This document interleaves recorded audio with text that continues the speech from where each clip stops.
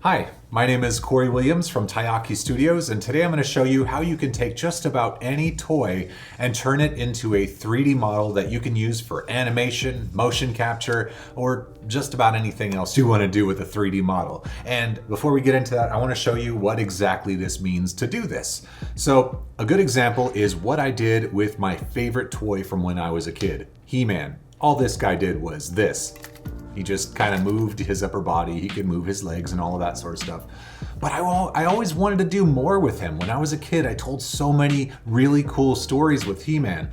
But now as an adult, knowing the things that I know and having the skills that I have, I was able to fully rig this guy and control him with my body. So let me show you now what I'm going to teach you how to do with completely free software. And yes, you can absolutely do this, even if you are a newbie. All right, here we go. Check this out. All right, stand in position. He-Man, it's about like this. Arms about like that. This arm is cupped like that. Okay, there we go. And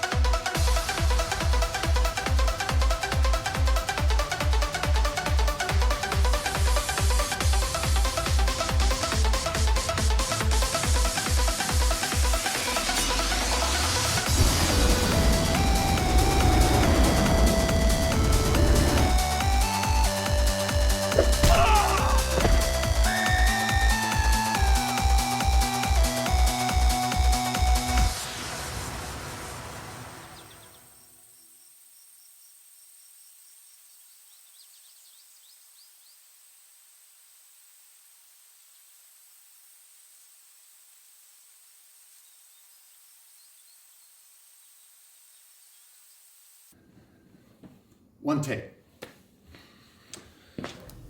Now I know what a lot of you are probably thinking right now. No way I can do that. I don't know anything about 3D. No way. Listen, yes you can. It's like this. You ever like tried to play a new board game and you go through the rules and you and your friends are like, oh my gosh, how are we gonna play this? It seems so complicated. But then after you start to actually play it, you go, oh, I get it. And by the end of the game, you're ready to play more. That's what this is.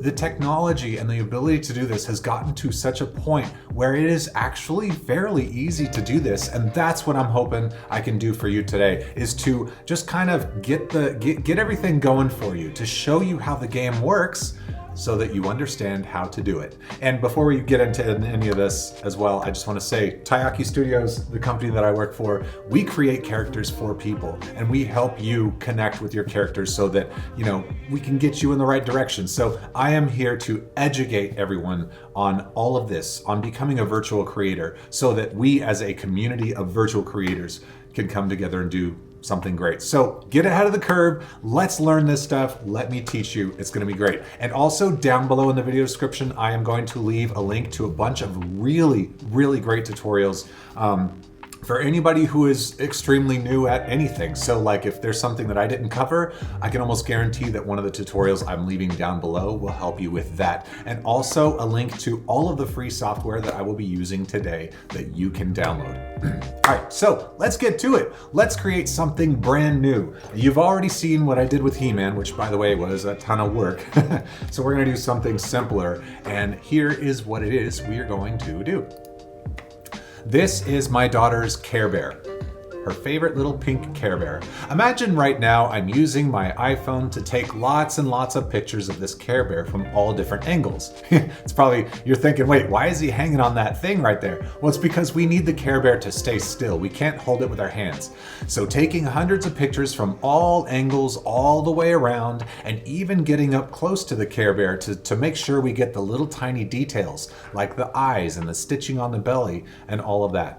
And once we have all of those pictures, now we're going to process them in software called Meshroom and then creating a 3D model. So let's go ahead now and jump into Meshroom so you can see what that looks like. So here we are in Meshroom. Right up here you can see all of the pictures that I put in. It says that I did 286 photos that are being used for this Care Bear. As I'm clicking through, you can see it's kind of going through all different angles. And then over there on the right side, let me go ahead and drag myself over. Whee! Right up here, this is what's being generated after pressing start to process all of these pictures. And then getting up close here, as you can see all these little things on the outside, these are the actual cameras. So, well, cameras, it's one camera. These are the photos taken from all different sides. So essentially what this software is doing is, like I said before, it's stitching together all of these cameras to create what you see over there on the top right. Super cool, right? Cool. Okay, so once you have that together, then you have yourself a 3D model, which, I mean, realistically, you can put it straight over to the end product, which we're trying to accomplish here. But first, let's talk about what is the pipeline? What is it that we're trying to do? What is the end result? I had this vision of taking my daughter's bear and just kind of like having it dance with its friends. So it's a little Care Bear dance party. That's what we're gonna create. And we're gonna do all of this in Unreal Engine 5, or UE5 as you might have heard, which is, again, free software that you can download. It is a game engine that you can do some really amazing things with. If you've never touched it before, you should definitely give it a shot. Okay, so before we get into the next part of this here, I need to talk to you about certain things about a character that this will help you in your learning process.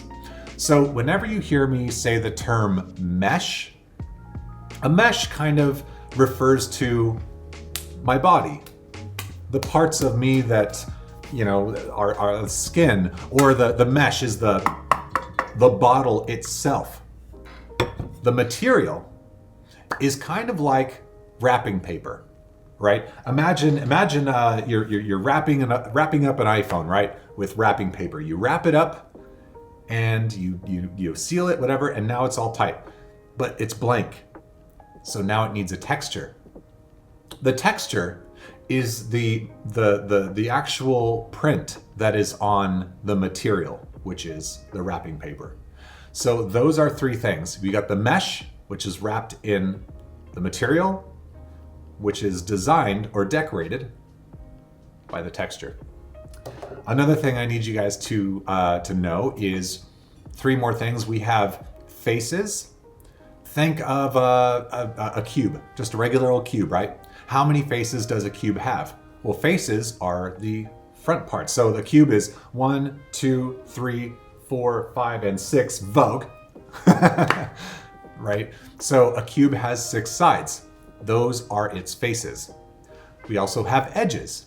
Those are on the edges of the faces. So kind of like the really sharp edges, you know what I mean? You know, I mean, you kind of get it, the edges of the faces. So how many edges are there?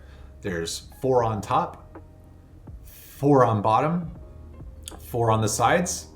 What is that, 12? So there are 12 edges on a cube.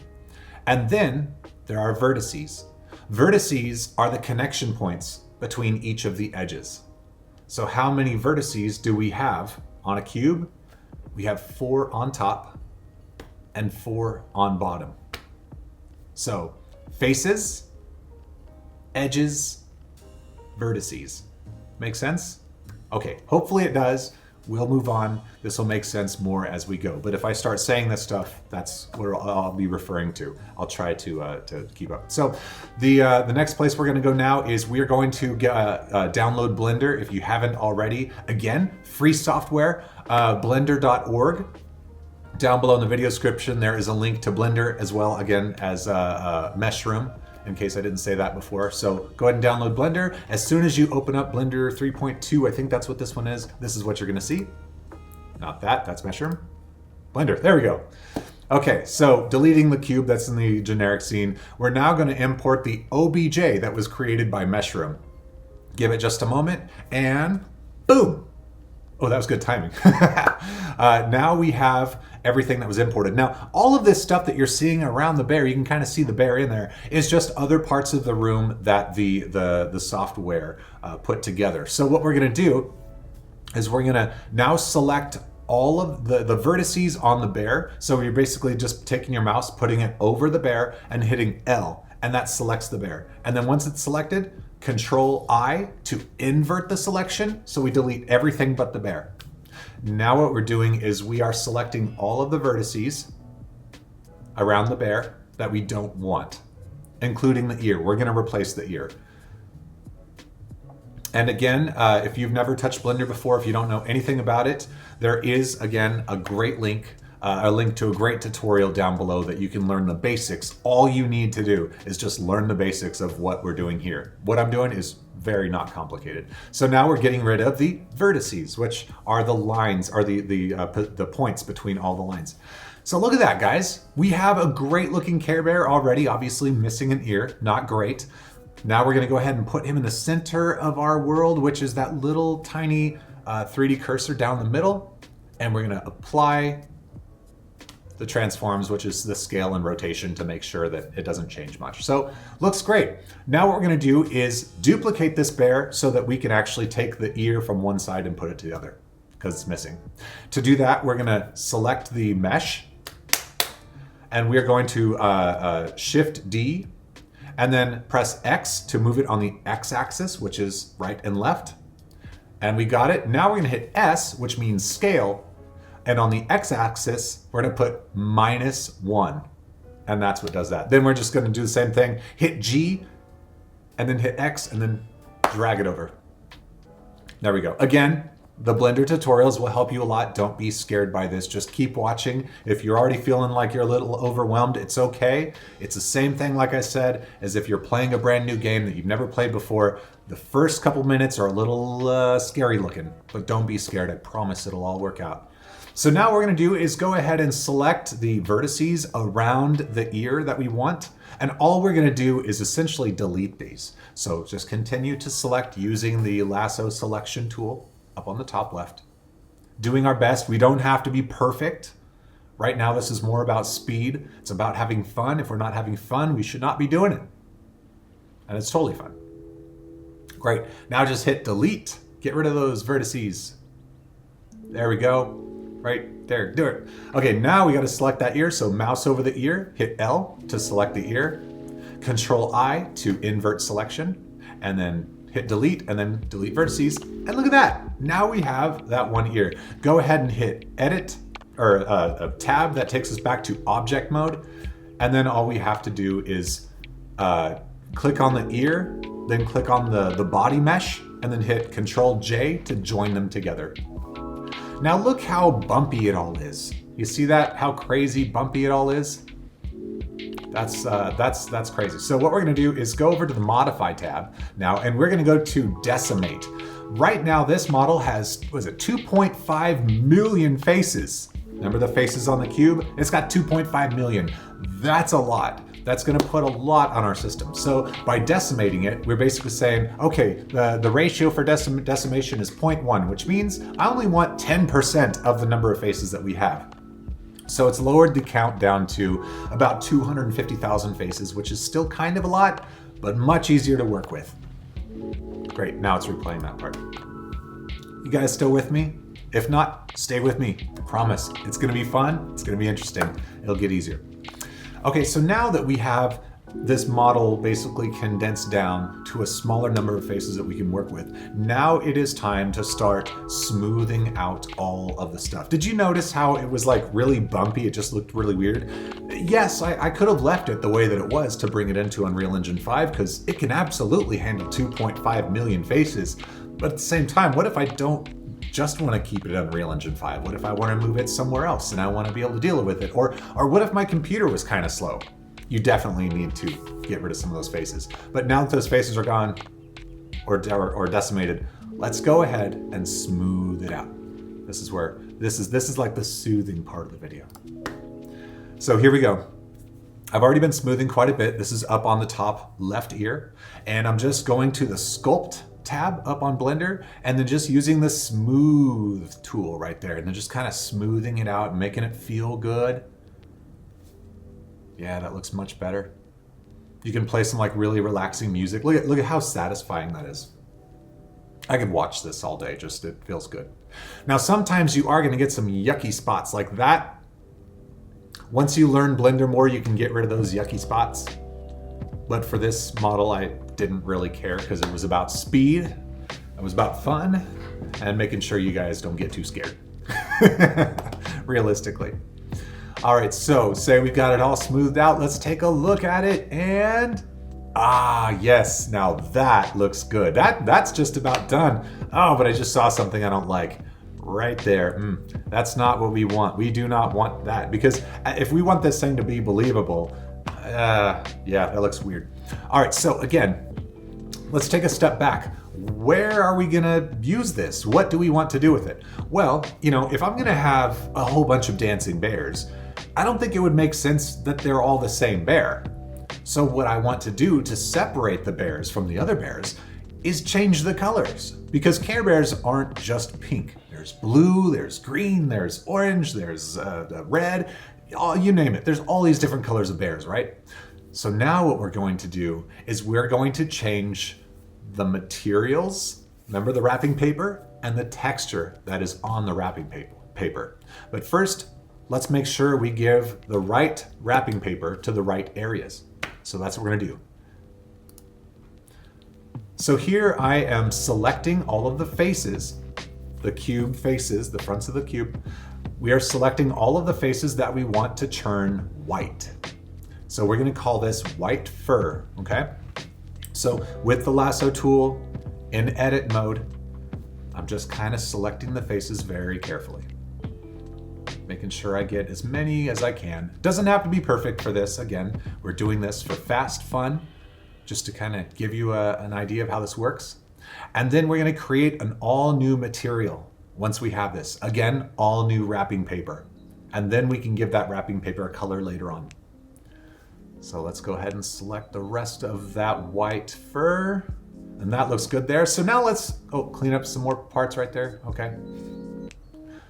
Great, we got that. Oh, more parts. Okay, keep it going, Cory. I recorded this just the other day, so I'm just talking to myself. And that's probably good. That's good, Cory. You got it. You're good. Okay. Nope, you're gonna do the other side too. That's fine. Take your time. Hey, have fun with it. I'm probably listening to some chill music right there, just kind of like hanging out. Okay. Is that good? Okay, so now we're gonna go ahead to the material tab, hit plus to create a new material, hit new so we can actually create it, and then we're gonna name this m_fur_white. So M stands for material, underscore is just the way that we use a space in game development, and then we just name it. So now we go back up to the ear, which had some white fur in it. I wish I had that little thing with me, the Care Bear. I was gonna bring this for this. We're gonna go ahead and select those. And now that we have those selected, go back to our material we just created and hit assign. And now every time we do this, every time we assign, we just make sure that that is selected. Same thing for the outer body with all of the pink fur. That's what we really need to change in all of this. So we're just gonna go ahead and select all of that pink fur. And the same thing, hit the little plus, m_fur_pink, or whatever it is, and then just name it. Is that what I named it? Yes, that is what I named it. And then we can just change the colors there.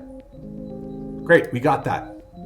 Okay, so now that we have the fur, I know it looked plasticky. You're probably looking at it going, well, how's this gonna work if you just took away the original textures? And some people might say, why not just change that color there? Well, in Unreal Engine, what's really great is there are all kinds of materials, remember the wrapping paper, that have a lot of different functions. So not all materials are just flat. Some materials are rough, like they can actually look like they're crinkled, or some materials can have the look like a rug.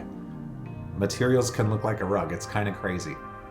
I won't go into the details of why or how, but you can do that. And that's what we're going to do, is we're going to apply one of those materials that looks like a rug essentially to this character. And again, down below in the video description, I will show you a tutorial, a really easy one that teaches you just how to do that. So now what we need to do is work on the details, like the eyes. We can't, I'm not just gonna like, take the eyes and just throw some colors on there. Eyes are the key to the soul. Even with a Care Bear like this, they're very important that we have them as good looking as we possibly can make them. So what we're gonna do now is, first of all, take a picture with the phone of all of the detailed spots, the eyes, the nose, the eyebrows, the little button on the back, stuff like that. Make sure we take a picture of it. And then Photoshop it together in one image that we can use for what's called projection. Now let's go ahead and show you what that means. It's really easy stuff, I promise. It is.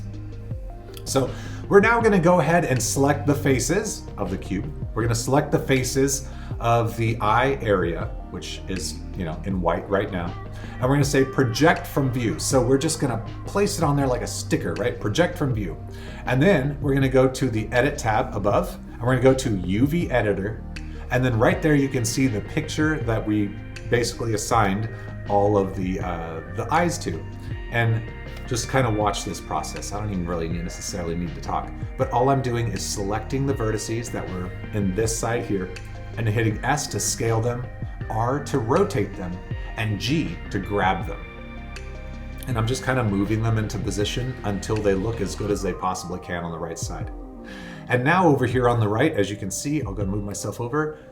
These little spots right here that are still, there, you can see them here, like this. I'm essentially just taking those and marking those as pink fur because I want to be able to change the colors. And say I want to change it to a green character. I don't want any of that pink to still show because it's being projected.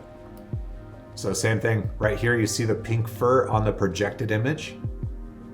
We're gonna try to select as many of these little lines here, or these little faces as we can, just to try to turn them pink.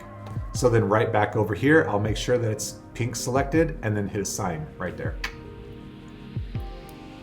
I know that's a fast explanation, but then same thing going back and we're gonna do it with the mouth. Technically, I didn't need to do it with the mouth, but I was just being crazy, so.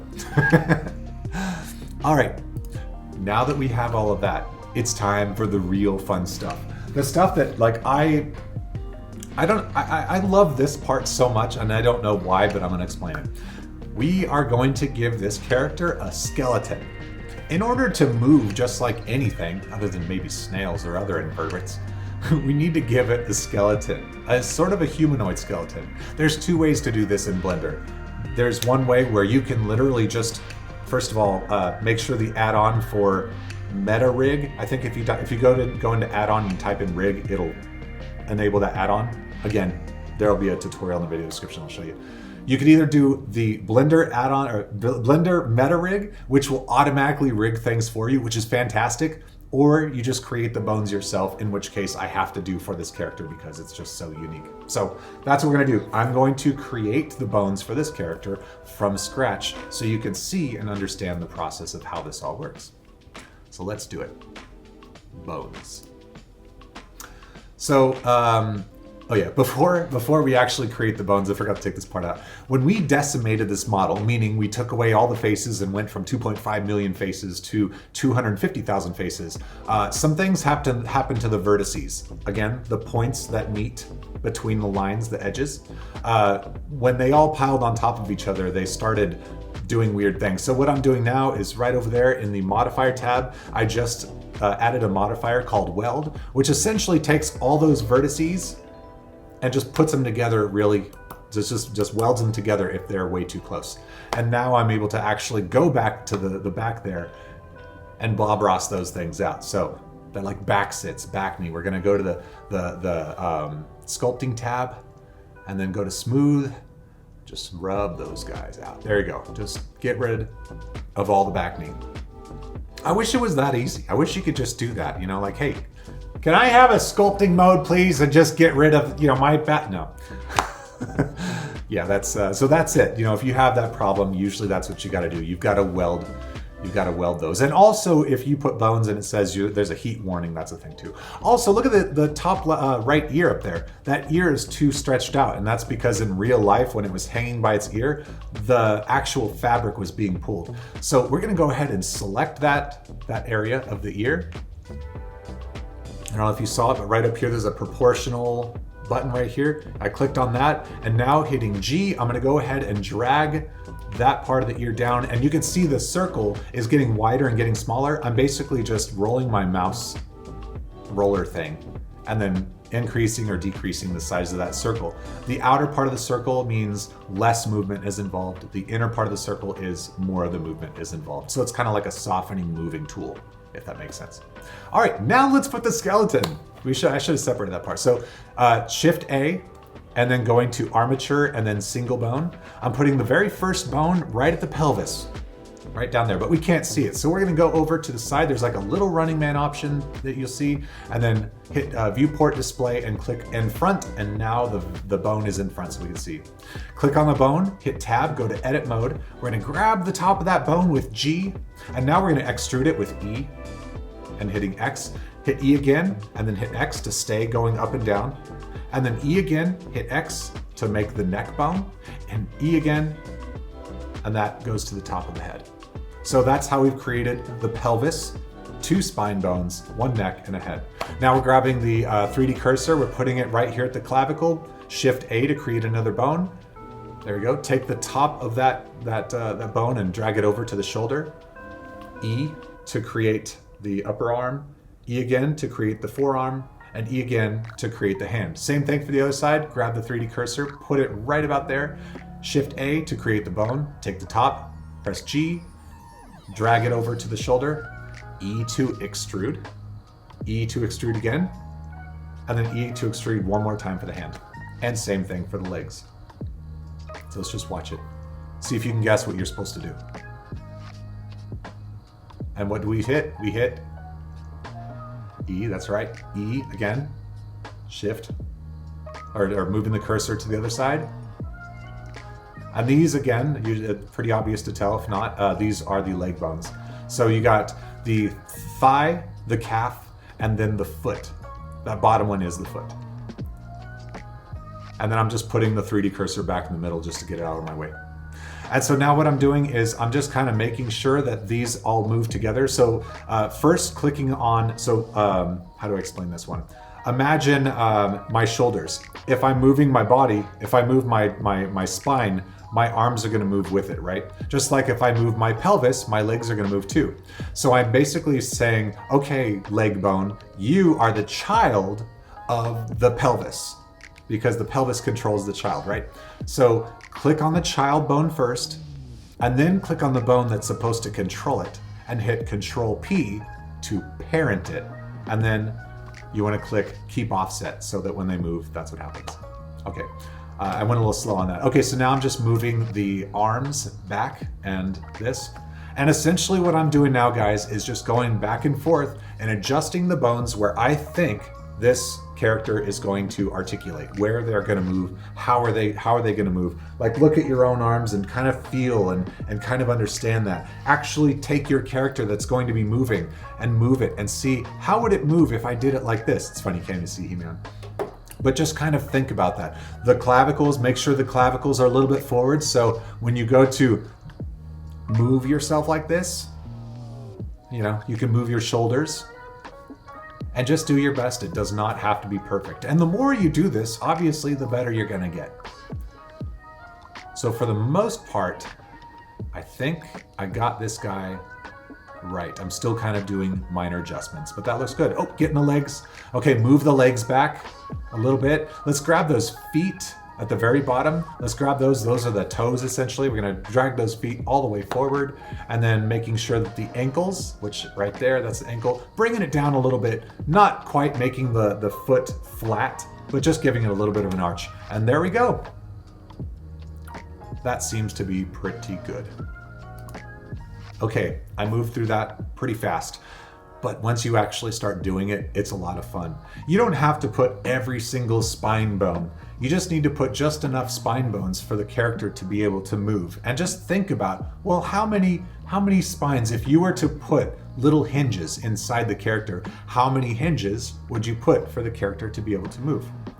Just a guess. You just have to go with it and whatever it is. There's no real wrong answer, except maybe if you're putting like 100 spine bones, then maybe that's the wrong answer. That's too much work. So minimum amount of work is good. It's more about speed. All right, so now that we have those bones, we get to do a really fun thing called weight painting.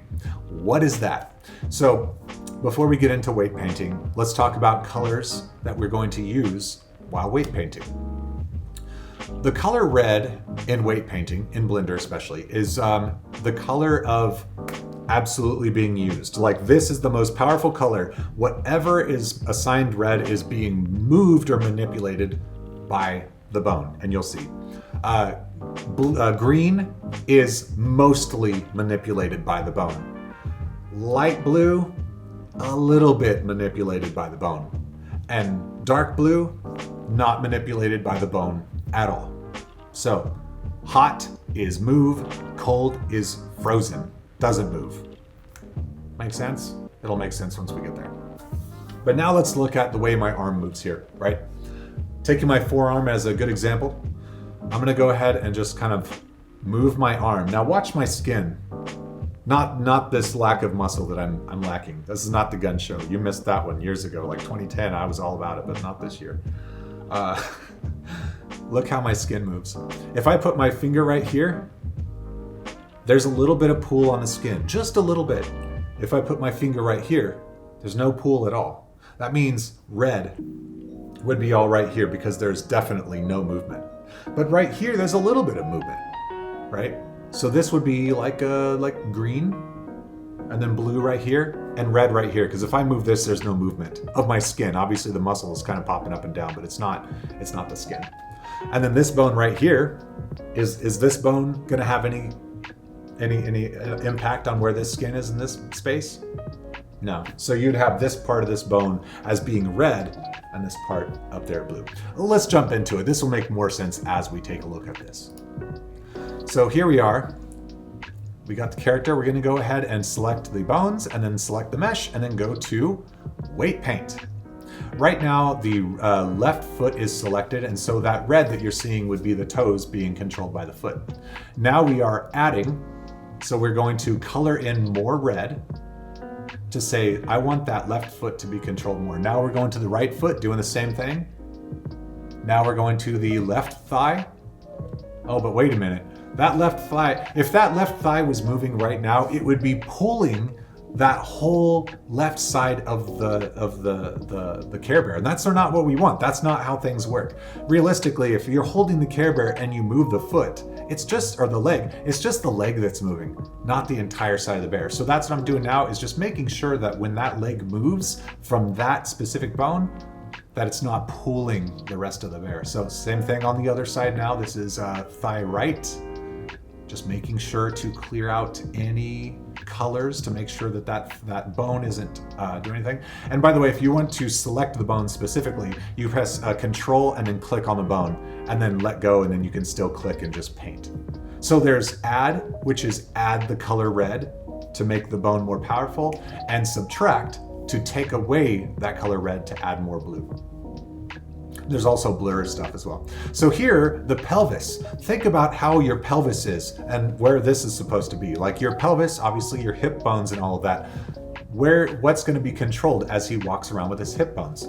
You'll see that some of the color is still overlapping with the legs, and that's okay because we want to make sure that there's still a little bit of give and take between the movements, right?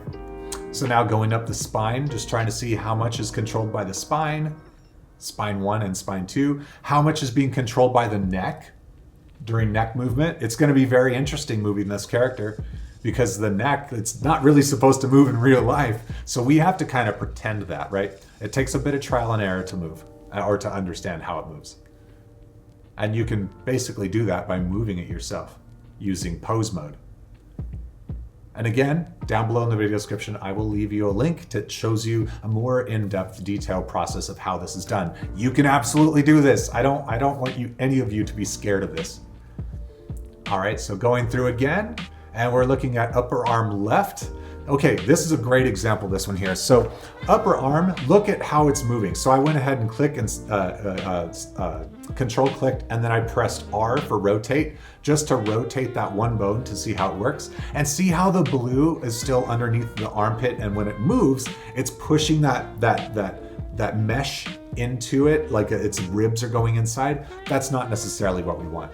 So I took a bit of time more to paint this and try to work on it. And by the way, what you're seeing here, this is, I think 150% speed. So it's not just like real time, it's a little bit faster, just for the tutorial's sake. So then after you have everything all painted and everything seems to be moving as good as it possibly can, then guess what? You've got yourself a model that can work. Now, here's the part where you can do several things with this. You can take this straight into Unreal Engine and do what's called key animation, which is basically like, well, I'd love to give you a tutorial. Oh wait, how about down there? There's a tutorial down there on how you can do key animation, where you can physically move the characters. Or you can get free animations from Mixamo.com and physically take those animations and put them directly onto your character and put them into Unreal. Again, down below in the video description, I will link that for you so you can go through and see how all of that works. There's lots and lots of free animations you can use. Or you can be crazy like me and buy an Xsens MVN suit, which is fantastic. It is the best of the motion capture suits that you can do indie stuff with. And I love it, I'm just saying. They're not paying me.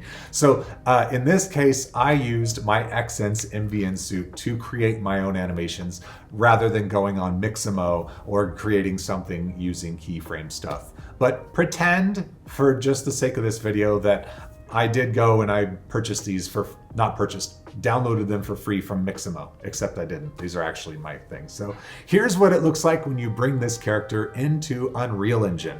This is what it looks like. And then I'll show you the final product of what we're doing this whole video for. Ready? Here we go. So Unreal Engine 5. This is what it looks like when you bring that character into Unreal Engine 5 after applying the custom the materials, which gives the bear that kind of like a fuzzy look. Yeah. It's really cool stuff. And there's so many different textures you can put. Unreal Engine 5 is really great. Unreal Engine altogether has a lot of great tools that you can use for better textures and all of that. And this is all through, I want to say it's Megascans. I could be completely wrong in that, but yes, Megascans.